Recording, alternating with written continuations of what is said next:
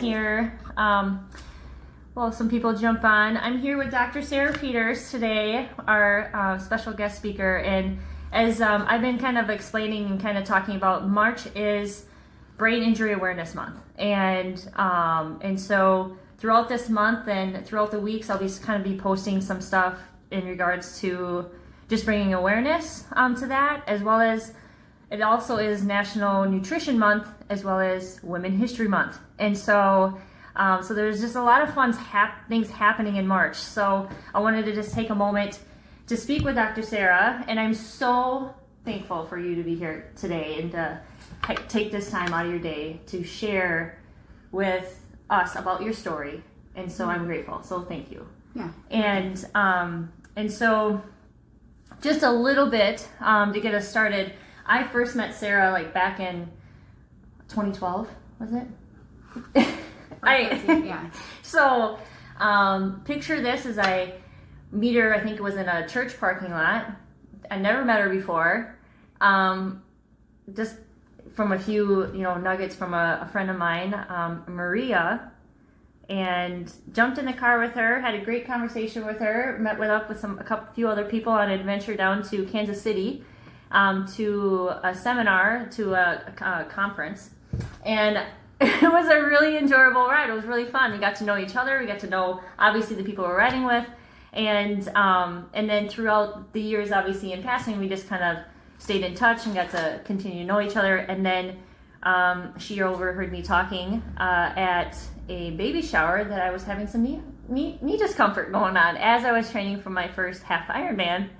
And she's like, oh, I think I can help you with that. Maybe we should talk some more. And so I was like, sure. All right. So then, of course, that dazzled into more things of just getting to know not only her, but my body more, because obviously I needed something to learn. So, and then also with that, Dr. Sarah Peters is amazing and brilliant when it comes to just knowing about the body, knowing about the brain and the health, and just total, just to say overall health and what good things we can bring into our body. And being that her background is extensive, with working not only with just athletes, top athletes. Actually, she worked with elites in Kona for the Ironman World Championships out there, but right here local in the Twin Cities. And so I have Sarah here to share us with her story of her brain injury that she had. And so thank you again for being here today with us. Yeah, you're welcome. This is great. Any time to be able to bring awareness with any type of health, especially brain health, which is it hits home more for me, just from my own experience. And so not only do you have the education and background of chiropractic school and the nutritional functional medicine, when you actually endure a traumatic brain injury, it changes your life dramatically. And thankfully, that memory was still intact after my injuries, so it could allow me to know where to go for the nutrition help. Just a little bit about me. I did play soccer and basketball in college. I was a high-level athlete, and my dream and goal being a doctor. So I'm pretty intense in the schoolwork, and so I would say that I put myself at a high level performance, and my brain is very important. And so I've had a couple of concussions in soccer, so I've had a few of those already. And as anyone knows, the more you hit your brain, there does come a day where there becomes a limit. The joke of I should be wearing a helmet on my head, was the joke for a while. So because it is important, and what the traumatic brain injury did for me, it'll be 19 years this July. It was like the rug was ripped up underneath me. My high athleticism was gone. I could hardly really just balance on one leg without my nervous system just being in complete confusion as to what's going on. My memory, my short-term memory was also gone. I couldn't remember family members' names. Being in the clinic with new clients and listening to doing an intake, I couldn't remember things, and that's hard when I know who I am inside. I know where my brain can be able to handle some things. So it drastically changed my life, not only from a memory standpoint and cognitive function, but then as the injury continued to progress, I had to take, it probably took about 3.5 years for me to even feel a glimpse of feeling normal again. Mm-hmm. And within that 3.5 years, being in the trenches, and quite honestly by myself, because it was not known how to do and how to treat brain health. I did go to the Mayo Clinic, did some testing, and I didn't come up with any answers. And so thankfully I had some great relationships at the chiropractic school with my professors and just went to them. And for my own knowledge, I do have extensive knowledge of nutrition, and so you just start to eat differently because you want to feel better. And quite honestly, anybody who has had a stroke or head injury, traumatic brain injury, you do feel like a prisoner trapped in your own body. You're not the person who you were, and to know in your head who you used to be and you're not, that brings a different healing capacity. It's not about nutrition anymore. It's about how can I be in this world. And so for me, it was a lot of personal and spiritual development as to who am I? If I'm not the chiropractor, if I'm not the athlete, if I'm not all these labels that I identified with at 26 years old, I had to completely figure out who am I if I'm not those labels. And quite honestly, I believe those labels are what a lot of people start questioning themselves later in life, because, life happens. And so brain health for me is near and dear just because I've had to go through it, and I went through it alone. And so I know what it takes to get somebody to feeling better. I have spoken with the Minnesota Brain Injury Force down in Hutchinson, New Ulm, Mankato, and speaking to those survivors and stroke survivors to help them recover so that they can feel some sense of normalness back into their life. And so I got to travel with you one time a bunch. That's right. Yeah. It was incredible. It was really, I got to be like a fly on the wall and just kind of sit back and just observe and hear some of their stories and how they're just transitioning, and some of the cool and amazing tips that Sarah got to show and share with them, some exercises and things, which was really cool.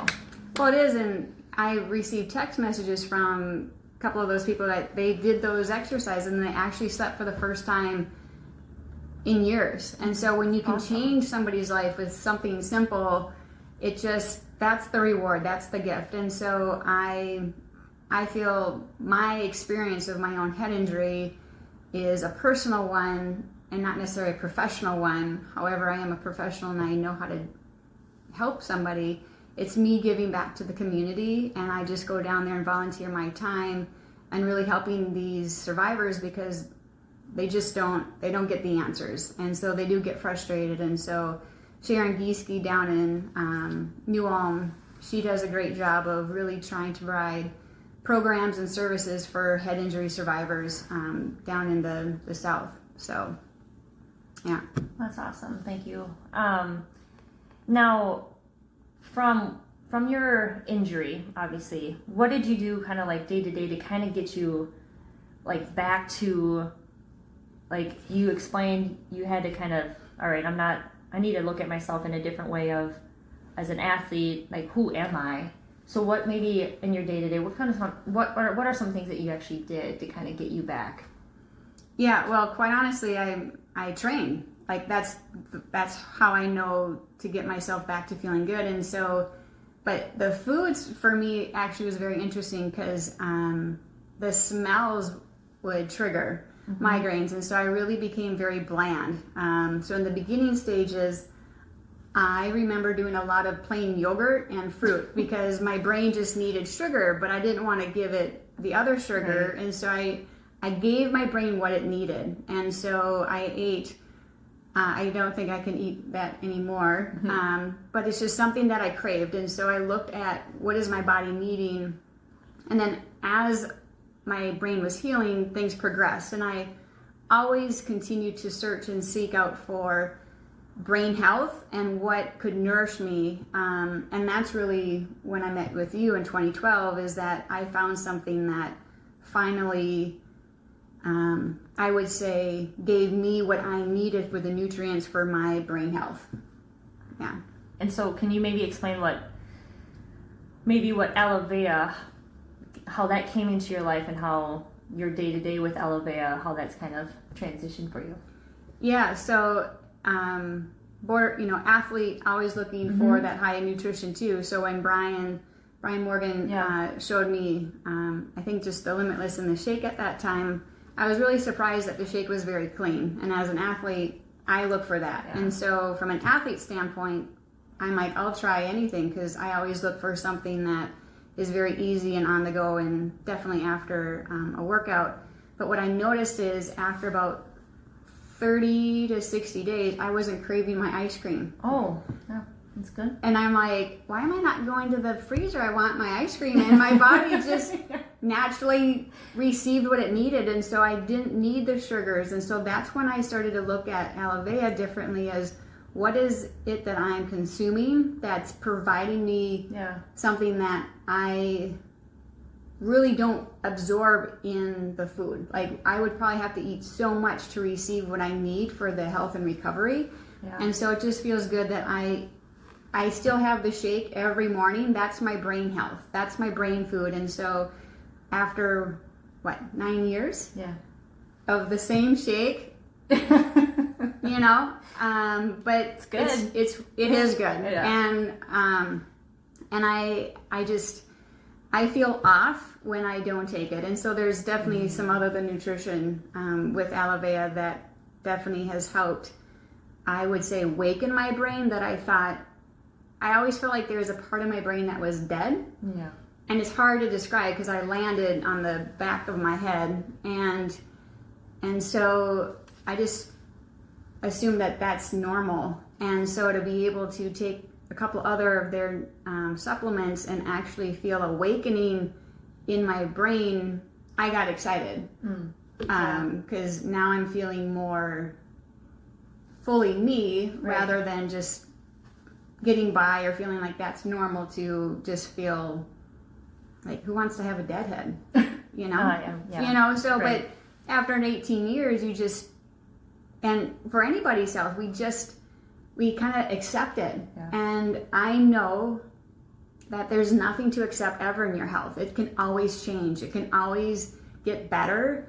And that's what I do. I just keep searching for what can, how can you get better? How can anybody get better nutritionally, physically, emotionally, mentally? Right. So, and I think we owe that to ourselves. I mean, I think a lot of us get stuck in a rut, and we don't know who to talk to or where to search to, because there's so much nutrition and there's so many supplements out there. You're like, how can I trust, or what do I go to?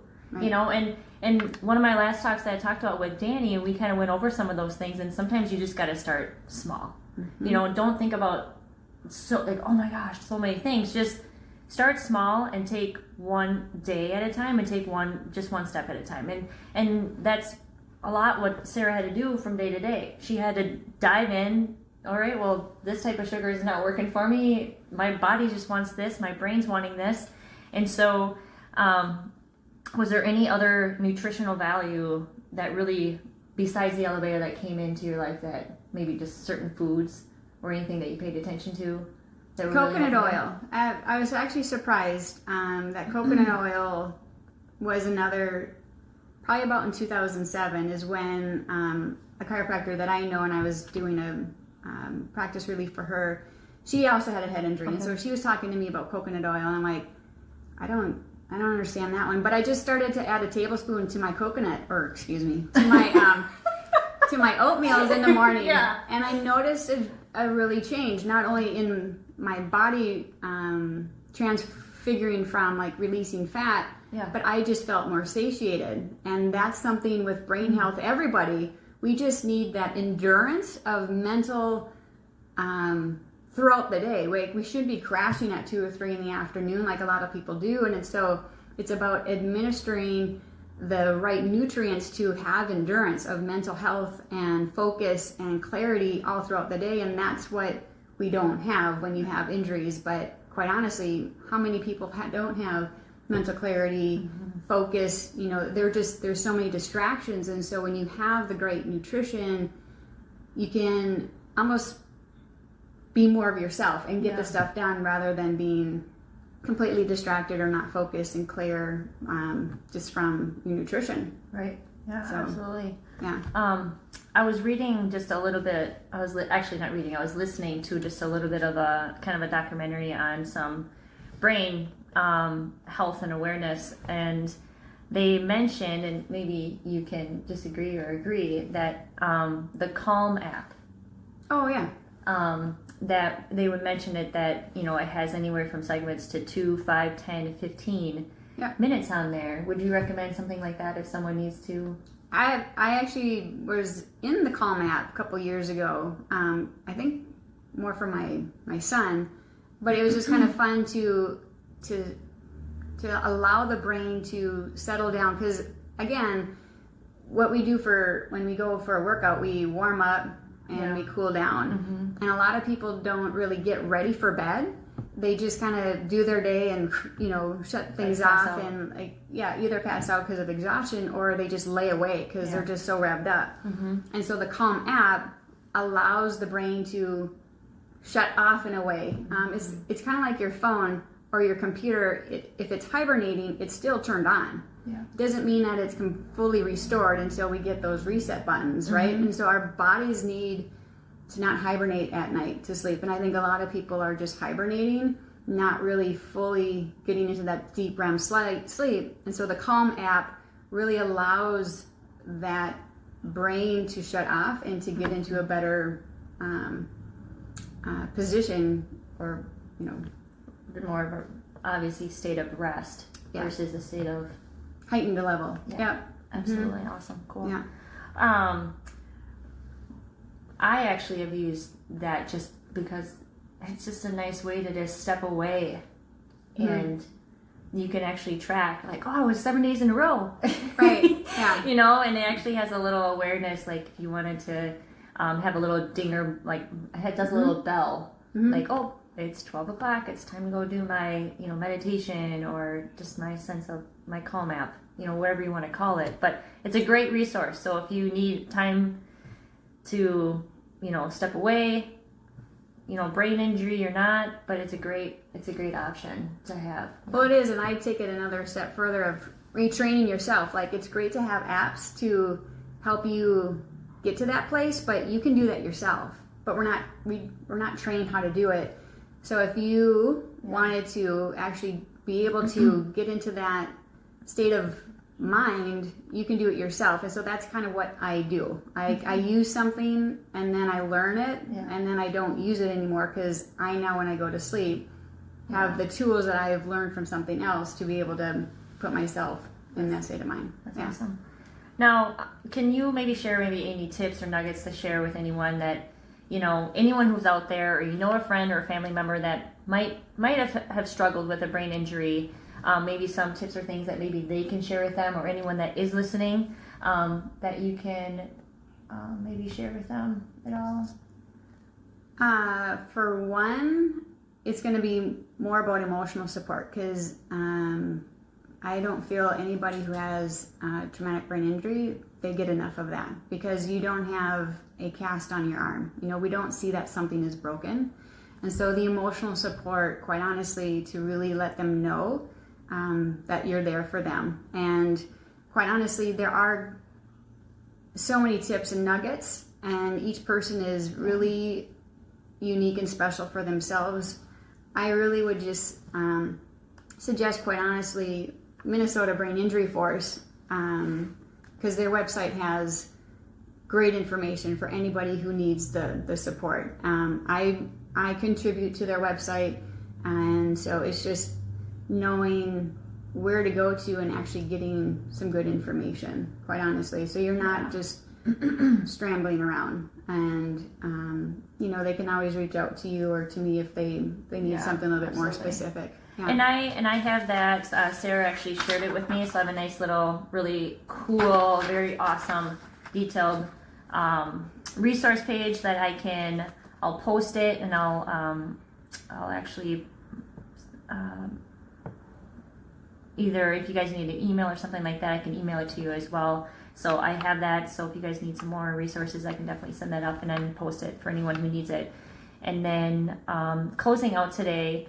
I just, again, want to say thank you for Sarah, because I know for anyone who has had, just any type of brain injury or traumatic experience causing that trauma, it's not easy or wanting to go back through those steps again and reliving those moments. So I just really wanted to thank you. That's right. Yeah. For being here and sharing. And any last words or tips or any advice for anyone you want to share? Not really. If we wanted to circle back and be more specific on specific nutrition or like the neurotoxins, we can do that maybe towards the end of the month. Okay. To just really know that that's what we're going to be focusing on. Yeah. Yay! I was gonna I was gonna ask her, but I'm glad she brought it up anyway, because